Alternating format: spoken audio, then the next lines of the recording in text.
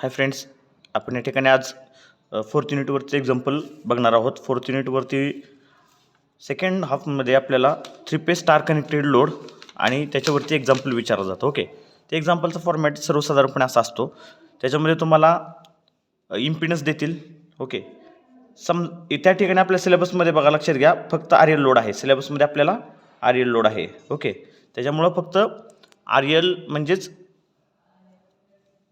आरची value देतील आणि एक्सेलची value देतील. ओके, आणि आर प्लस जे एक्सेल अशा पद्धतीचा फॉर्मॅट तुम्हाला देतील आणि ते कनेक्ट करायला सांगतील. एक तर स्टारमध्ये, एक तर कुठे करतील, स्टारमध्ये कनेक्ट करा म्हणतील तुम्हाला. अदरवाईज दुसरा ऑप्शन असू शकतो डेल्टामध्ये. आता या ठिकाणी आपण स्टारचं एक्झाम्पल बघणार आहे. आता काय केलं आहे, हे इम्पिडन्स आर प्लस जे एक्सेल म्हणजेच झेड इज इक्वल टू काय असतं आपलं, आर प्लस जे एक्सेल, याला आपण कनेक्ट करणार आहे स्टारमध्ये. बघा, आर प्लस जे एक्सेल म्हणजे आर एल लोड हा एक इम्पिडन्स, हा दुसरा इम्पिडन्स आणि हा तिसरा इम्पिडन्स. हे 3 इम्पिडन्स आपण स्टारमध्ये अशा पद्धतीने कनेक्ट केलेले आहेत. ओके, स्टारमध्ये कनेक्ट केले, एक सेंटर पॉईंट काढला आणि त्याला कनेक्ट केलेलं आहे. बघा, याचं कनेक्शन आपल्याला स्टार कनेक्शन मी ऑलरेडी तुम्हाला एका दुसऱ्या लेक्चरमध्ये किंवा एका व्हिडिओमध्ये अपलोड केलेलं आहे. त्या ठिकाणी तुम्ही बघू शकता. बघा, आता हे स्टारमध्ये कनेक्ट केल्यानंतर एक न्यूट्रल पॉईंट असतो. ओके, आणि आर फेज, वाय फेज आणि बी फेजला ते आपण सप्लायला कनेक्ट करतो. बघा, पुढे म्हटलं आहे, in star across 3 phase 400 volt 50 hertz AC सप्लायला आपण ते कनेक्ट केलेलं आहे. ओके, 3 फेज 400 वोल्ट 50 हर्ट्ज याला आपण कनेक्ट केल्यानंतर बघा, त्याच्यातून करंट फ्लो होतो. लाईन करंट, जो लाईनमधून करंट जातो त्याला लाईन करंट म्हणतो, ILR असेल. ओके, आणि जो फेजमधून जातो तो IPH आहे. जो फेजमधून जातो त्याला काय म्हणतो आपण, फेज करंट IPH. आता हा फेज करंट आणि लाईन करंट दोघं पण काय आहे तिथं आपल्याला दिसते सिमिलर आहेत. म्हणजे in star connection IL is equal to काय असतं, IPH असतं. बघा, आता नंतर आपण व्होल्टेज अप्लाइड केलेलं आहे. बघा, हे जे व्होल्टेज दिलेलं असतं, हे व्होल्टेज रेटिंग जे असतं ते लाईन व्होल्टेज असतं. ओके, हे लाईन व्होल्टेज आपण या ठिकाणी 400 व्होल्ट अप्लाय केलेलं आहे. म्हणून आपण काय म्हणू शकतो, याला VL इज इक्वल टू काय आहे, 400 व्होल्ट. ओके, आता याला काय दिलेलं नाही, म्हणजेच याचा अँगल काय असतो, अँगल इज 0. अँगल इज काय असतो, 0 ॲट एन 0 डिग्री. अशा पद्धतीने आपण याला म्हणू शकतो. ओके, बघा, आता बघा, हे लाईन व्होल्टेज 400 व्होल्ट म्हणजे RY मध्ये 400 व्होल्ट भेटणार, YB मध्ये तुम्हाला 400 भेटणार आणि RB या दोन टर्मिनलमध्ये जर आपण व्होल्टेज चेक केलं तर ते तुम्हाला काय भेटणार आहे, 400 व्होल्ट भेटणार आहे.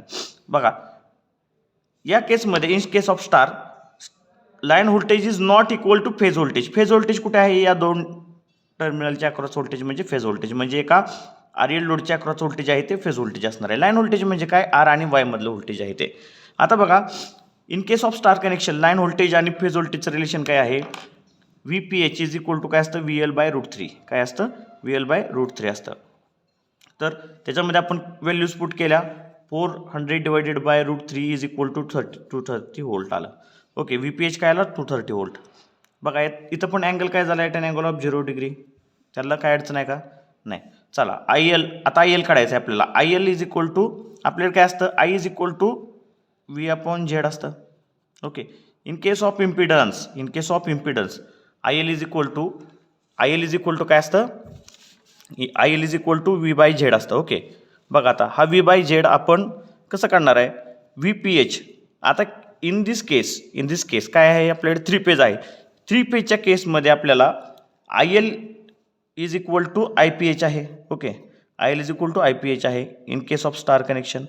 आता बघा, IPH आपण ऑलवेज IPH काढतो. IPH इज इक्वल टू काय असतं, VPH divided by ZPH. Okay, हे विसरायचं नाही, VPH आणि ZPH हे इम्पॉर्टंट आहे, लक्षात घ्या. VL डिवायडेड बाय ZPH करायचं नाही. VL डिवायडेड बाय ZPH केलं तरी फेज करंट येईल का, नाही येणार आहे. ओके, आता बघा, तो येऊ शकतो कशाच्या केसमध्ये, जर डेल्टा कनेक्शन असेल. ओके, तर डेल्टा कनेक्शनसाठी आपण सेपरेट एक्झाम्पल नंतर बघणार आहोत. पण या ठिकाणी लक्षात घ्यायचं आहे, IPH is equal to VPH/ZPH घ्यायचं आहे कंपल्सरी. आणि सुरुवातीला IPH फाउंड आउट करायचं आहे. बघा, आता VPH ची व्हॅल्यू काय आपल्याकडे, 230 volt at an angle of 0 degree. 230 volt at an angle of 0 degree divided by ZPH काय, आपल्याला ZPH इथं दिलं आहे. बघा, ZPH काय आहे आपल्याकडे, 6 + J8.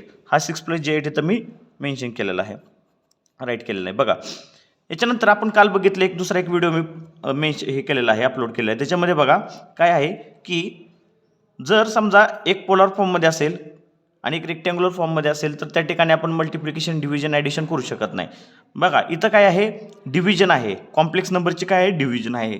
तर कॉम्प्लेक्स नंबरची डिव्हिजन करताना आपण दोन्ही नंबर ट्रान्सफर करतो आपण पोलर फॉर्ममध्ये. ओके, तर ते डिव्हिजन इझी होऊन जातं. म्हणून आपल्याकडे आता हा ऑलरेडी व्होल्टेज आहे तो पोलर फॉर्ममध्ये आहे आणि इम्पिडन्स आहे तो रेक्टँग्युलर फॉर्ममध्ये आहे. म्हणून आपण इम्पिडन्सला काय करणार आहे, पोलर टू रेक्टँग्युलर कन्वर्ट करणार आहे. आता हे पोलर टू रेक्टँग्युलर कन्व्हर्जन मी दुसऱ्या व्हिडिओमध्ये अपलोड केलं आहे, त्याच्यात बघू शकता तुम्ही. बघा, तर इथं काय येणार आहे, magnitude 10 at an angle of 53.13 degree. अशा पद्धतीने त्याचं मॅग्निट्यूड आलेलं आहे ZPHचं. आता दोन्ही पोलर फॉर्ममध्ये आपण याचं डिव्हिजन करू शकतो. डिव्हिजन करताना 0ला 0 कॅन्सल झाला, 23 हे आलं मॅग्निट्यूड.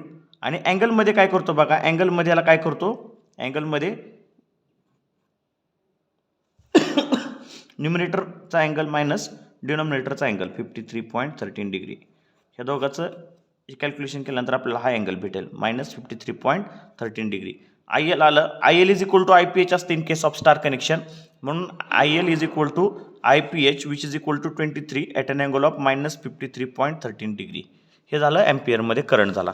ओके, आता आपल्याला थर्ड बीट, हे फर्स्ट बीट झालं, सेकंड बीट झालं. थर्ड बीटमध्ये काय विचारलं आहे बघा, थर्ड बीटमध्ये पॉवर फॅक्टर विचारलेला आहे.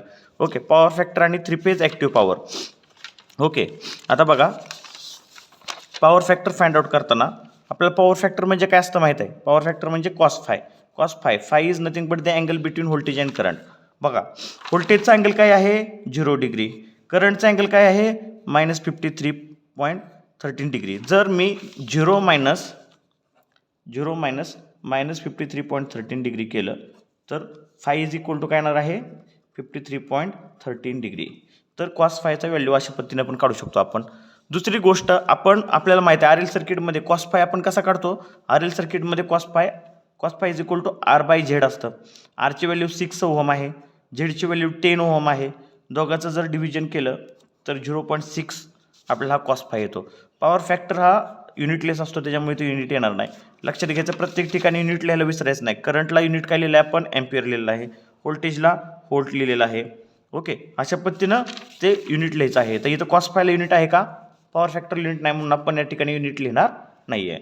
चला आता पुढे सेकंड थर्ड त्याच्या पुढचं बीट काय आहे, पॉवर फॅक्टर झाला. त्याच्या पुढे 3 फेज ॲक्टिव्ह पॉवर विचारले आपल्याला, 3 फेज ॲक्टिव्ह पॉवर.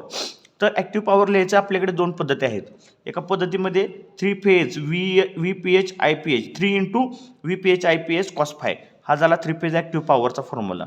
दुसरा फॉर्म्युला काय, in case of phase values 3 VPH IPH cos phi. Line व्हॅल्यूच्या केसमध्ये काय येणार आहे, लाईन व्हॅल्यूच्या केसमध्ये √3 VL IL cos phi. Okay, ह्या लाईन व्हॅल्यूज आपण इथे मेन्शन करणार आहे. लाईन व्हॅल्यूच्या केसमध्ये फॉर्म्युला काय येतो √3 VL IL cos phi. आता या दोन्हीपैकी कोणत्याही फॉर्म्युल्यानं आपण त्याचं एक आन्सर काढू शकतो.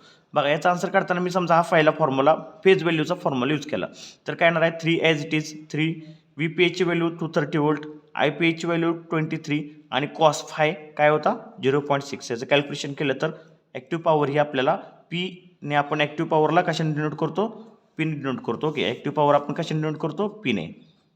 Active power P is equal to हे, मग P इज इक्वल टू काय आलं आपलं, P is equal to 9522 watt. Okay, आता रिएक्टिव्ह पॉवरमध्ये फक्त फॉर्म्युल्यामध्ये फरक आहे बघा, रिएक्टिव्ह पॉवरच्या आणि ॲक्टिव्ह पॉवरच्या. ॲक्टिव्ह पॉवरमध्ये आपण cos phi ने मल्टिप्लाय करतो एंडला आणि रिएक्टिव्ह पॉवरला 3 VPH IPH याच्या ठिकाणी cos phi च्या ठिकाणी sin phi करायचं आहे. sin phi केलं, फायची व्हॅल्यू पुट केली, साइन व्हॅल्यू काढली तर 3 2 × 230 × 23 IPH VPHच्या व्हॅल्यू ॲज इट इज आहेत. sin phi फक्त cos phi च्या ठिकाणी sin phi पुट केलं तर एवढे व्हॅल्यू येते. त्याचं कॅल्क्युलेशन केलं तर 12,695 VAR. युनिट लिहायला विसरायचं नाही. ॲक्टिव्ह पॉवरचं युनिट वॅट, रिॲक्टिव्ह पॉवरचं युनिट VAR. ओके, आता ॲपरंट पॉवरचा आपल्याकडे 2 फॉर्म्युले आहेत. त्यापैकी हा एक फॉर्म्युला आहे S is equal to P² + Q². Okay, आणि दुसरा फॉर्म्युला कोणता आहे की 1 मेथड, समजा सेकंड मेथडमध्ये apparent power is equal to √3 VL IL. याला आपण S ने डिनोट करतो, S is equal to √3 VL IL. Okay, या मेथडने पण कॅल्क्युलेट करू शकता, या मेथडने पण तुम्ही कॅल्क्युलेट करू शकता. ओके, आता ह्या मेथडने कॅल्क्युलेट केलं तर अशा पद्धतीनं 15,870 याचं युनिट आहे व्होल्ट ॲम्पियर. लक्षात घ्या, युनिट लिहायला विसरायचं नाही. त्याच्यामध्ये युनिटवरती मार्क्स असतात. ओके, चला थँक्यू.